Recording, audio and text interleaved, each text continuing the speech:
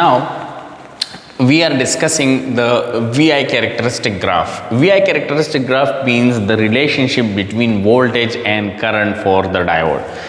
In forward biasing, the graph will be like this, that if we plot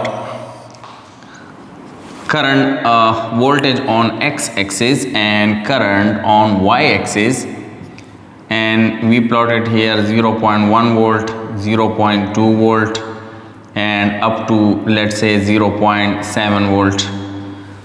Now what will happen when the applied potential reaches to 0.7? The graph will be a horizontal line till 0.7 and will become like this after 0.7. So this is the characteristic graph of what?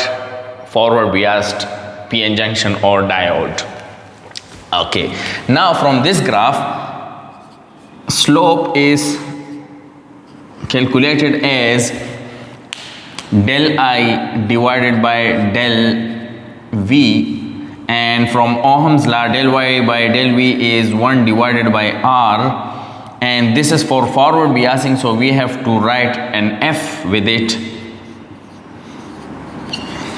What is RF? This RF is a resistance in forward biasing, and in forward biasing the current flows due to the majority current in milliamps, so the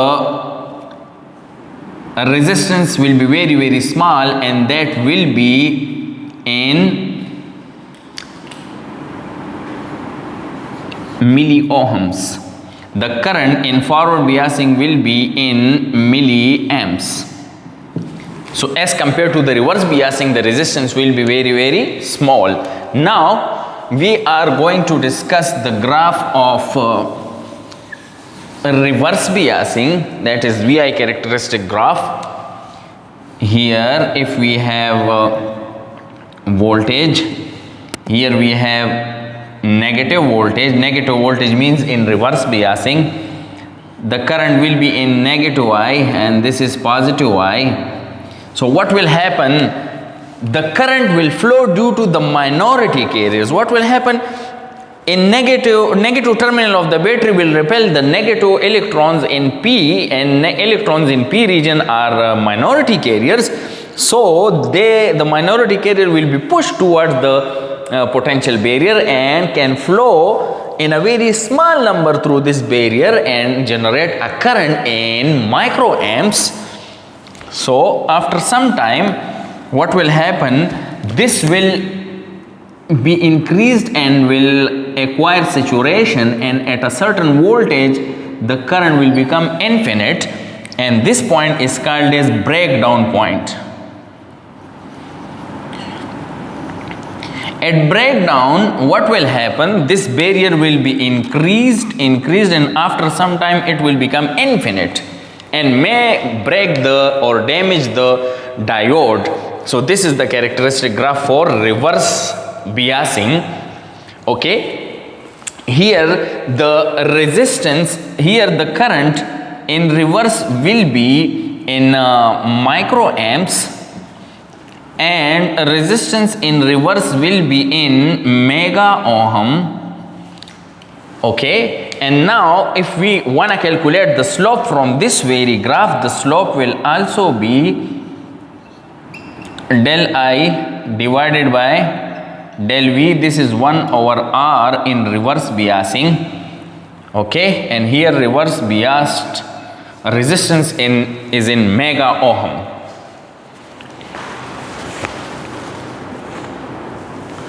Okay dear students, now we are going to study rectifier and rectification. What is a rectifier? A device which converts AC into DC is called as a rectifier, and this phenomenon is called as rectification. Dear students, in order to convert AC into DC, a rectifier is used, and simple rectifier that we used is actually what? A diode. A diode can also be used as a rectifier. Okay, so now if we take a diode like this, and we connect it with step down transformer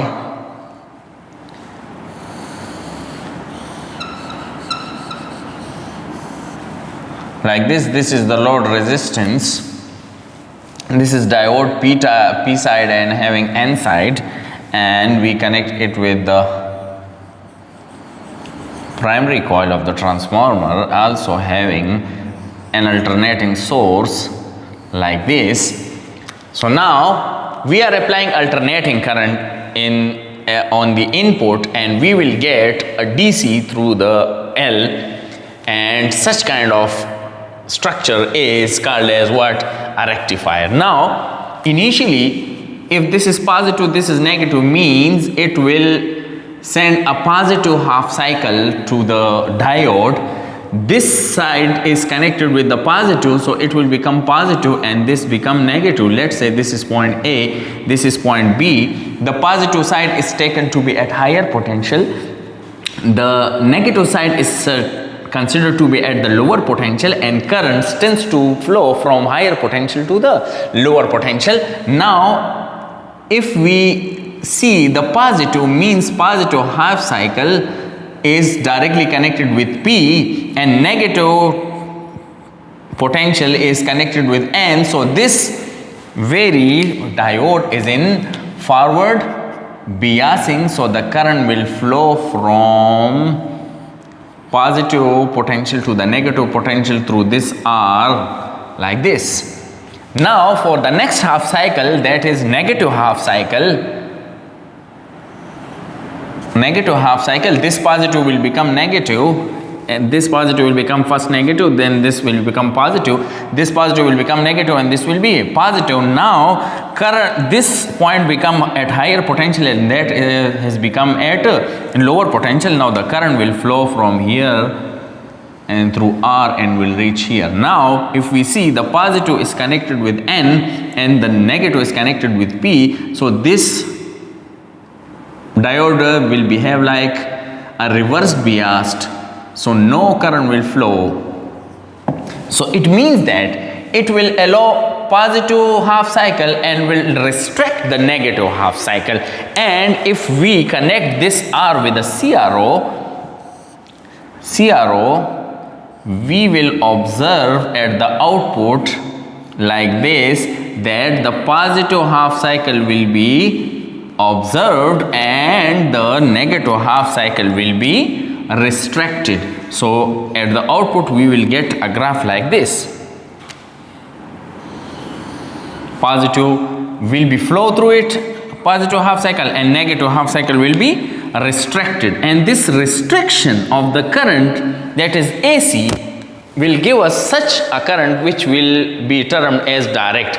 Now again this side will become positive and this will become negative. Current will flow from positive to negative. Now positive will be connected with P and negative will be connected with N. So again this will be have like a forward biasing. So again it will allow the current in this manner. Okay. Now what we have achieved? We have achieved two peaks that both are positive, and such a current which has only single direction is called as what? A direct current. We have achieved DC. This DC is not fulfilling our needs, because if you see, positive half cycle is achieved at the output, but negative half cycle has been vanished. Some of the energy has been lost. So our requirement of the energy has been reduced from the input, and at the output we will, if we need higher energy, then by using a single diode, the requirement of energy will be reduced. So this is not fulfilling our requirement. So what we have to do? We have to convert this single clamping diode into such a diode which gives us the peak which is vanishing in this one, okay, or will recover this peak which is vanishing in this one. For this purpose we take two diodes instead of a single one, and if we use two diodes, such kind of diode is called as full wave rectifier. And here this diode is called as what? This diode is called as half wave rectifier. Single diode is called as what? Half wave rectifier. Definition of this is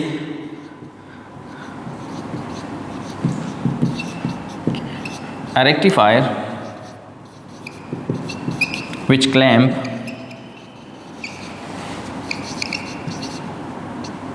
half of the cycle from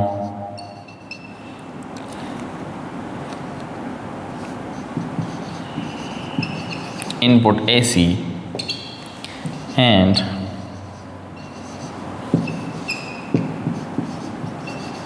gives us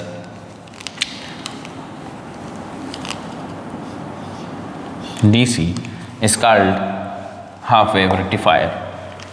Now in half wave rectifier, some terminologies are to be remembered, and that is the input frequency of AC will be equal to the output frequency. Now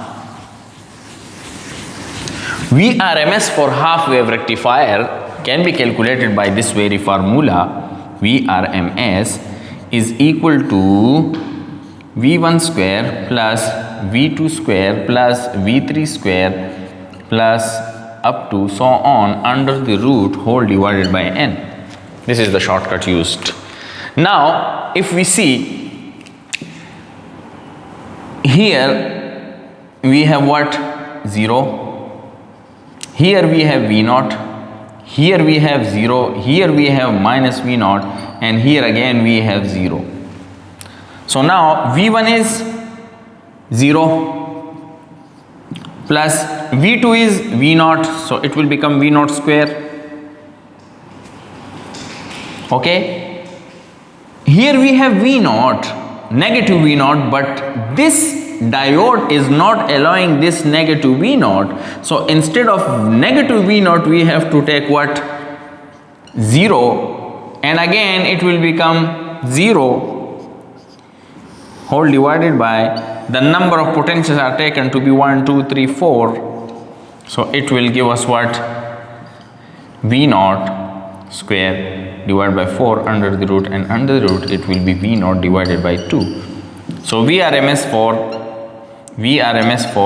DC, for half wave rectifier is V0 divided by 2. This is to be remembered. This thing will be asked in MCQs. Now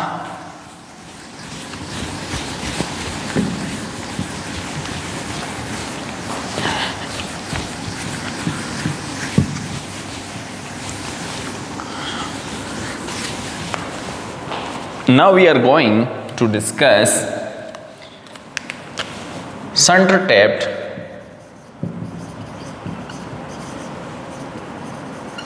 full wave rectifier.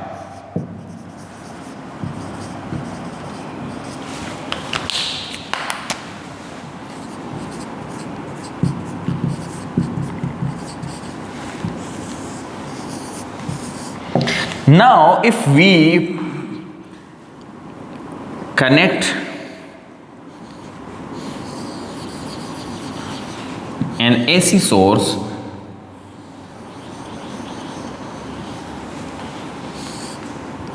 with two diodes like this.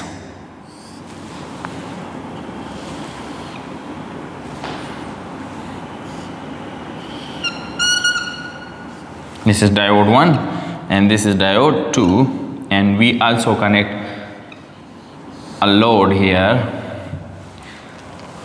For simplicity, let us consider that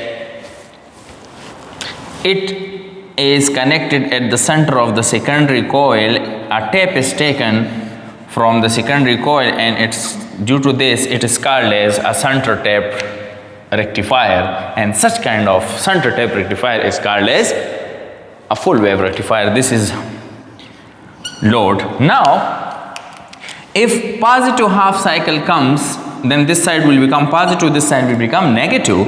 Again this side will become positive, this side will become negative. Let's say this is point A, this is point B. A is at the highest potential, B is at the lowest potential. But if we observe the tape is in between highest and lowest potential. So this, if we take it as point C, this point C is at lower potential as compared to A and at higher potential as compared to B. Now if current flows from here and this very diode is not allowing the current to flow, then the current will flow through C, because the current will flow from higher to the lower potential. Now for this positive half cycle, if we see, the P type is connected with positive and N type is connected with negative. So this one is in forward biasing. So the current will flow in this diode and will come toward this diode. Now if we observe, the negative of this point B is connected with P of this diode and N is connected with positive. So this is in reverse biasing. So this diode will not allow the current to flow. Now another path for this current to flow is this one. The current will flow from A to C, because C is at lower potential as compared to the A. So the current will flow, let's say this is point D, the current will flow from D to C in the load. So now the positive half cycle will flow from D to C in RL not it. So the output will become like this. The output for this positive half cycle will be like this. The positive half cycle will be allowed by diode 1. Now this negative will become positive for the negative half cycle, and this positive will become negative. So what will happen? The current will flow from B. Now positive of this B is connected with P of this diode and N is connected with negative. So this diode for negative half cycle is in forward biasing. So will allow the current to flow through it in this direction. Now the current will come toward this diode 1. Now if we see, the P side is connected with negative and the N side is connected with positive. So this is reverse for negative half cycle. So this diode will not allow the current to flow. So again it is at higher potential, it is intermediate. Here the current is not allowing, so the current will flow from B to C. Again for negative half cycle, the current is flowing from D to C in load R. For negative half cycle, the current is again flowing from D to C in the load R. So again, if you see, in both of the condition, for positive half cycle and negative half cycle, the current's direction from the load is same. So for same direction, the output will be like this. In half wave rectifier, one of the peak was vanished, and by using this second diode, the vanished peak was regained and we get such a DC called as pulsating DC. So this is what, this is full wave rectifier. Okay, now if we compare it with the AC input, AC is like this and we get such pulses 1, 2. The time in which the AC covers one cycle, see, in that much time the pulsating DC cover 2 peaks. So the frequency of covering the peaks for DC is 2 times of the AC. So frequency at the output is equal to 2 times of the AC. It means that the time in which one cycle is completed by the AC, there will be 2 peaks completed by DC. So the completion of peaks by DC is called as frequency of DC.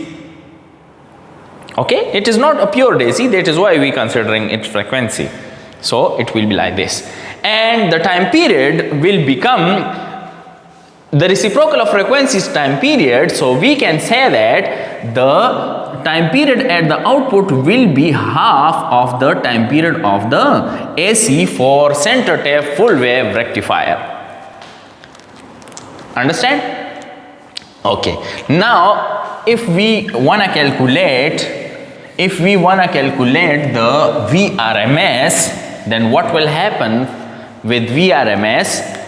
It will become like this: VRMS is equal to 0 square plus V naught square plus 0 square plus V naught square under the root divided by 4. Why there are two V naughts? Now we have two peaks. Previously in the half wave rectifier there were a single peak. So we have taken V naught, now we have two peaks in a single time period. So that is why we are taking this V naught as well as this V naught. So it will become 2 V naught square whole divided by 4 under the root, and it will be 2 1s are 2, 2 2s are 4, V naught divided by under root 2. Here VRMS for the full wave center tap rectifier is V naught divided by under the root 2, and for half wave rectifier it is V naught divided by 2. Understand?